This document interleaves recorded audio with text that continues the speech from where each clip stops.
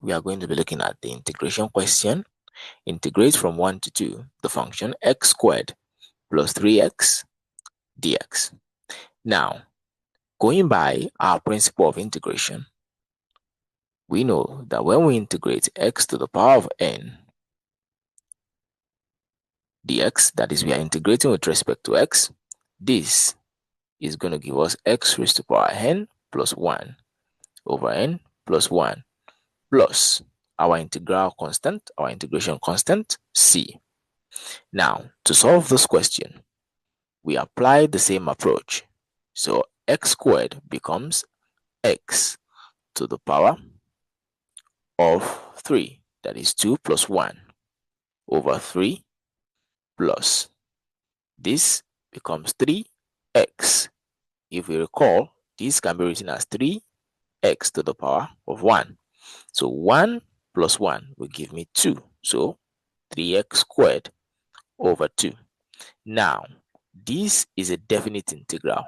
Now, how do I know? We see we have our limit 1 to 2. So I'm integrating along the closed and bounded interval 1 to 2.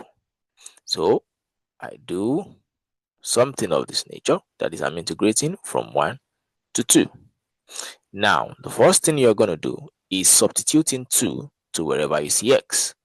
So this gives 2 to the power of 3 over 3 plus 3 into 2 squared over 2. Now, minus. Then wherever you see x, you put 1. And this gives us 1 to the power of 3 over 3 plus 3 into 1 squared over 2.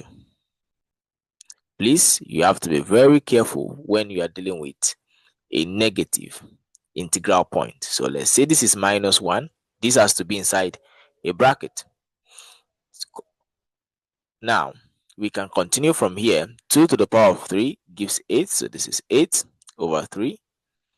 Add 2 to the power of 2 is 4. And 4 times 3 is 12. So this is 12 over 2.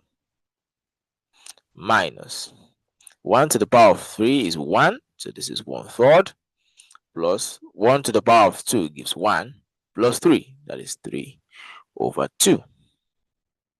So I can easily simplify this such that this is 6 and this is 16. Add 2 in 6 is 3. 3 times 12, that is 36. Minus, you do the same thing to this, guys. 3, this is 6, and this is 2. Add 9. 16 plus 36 will give 52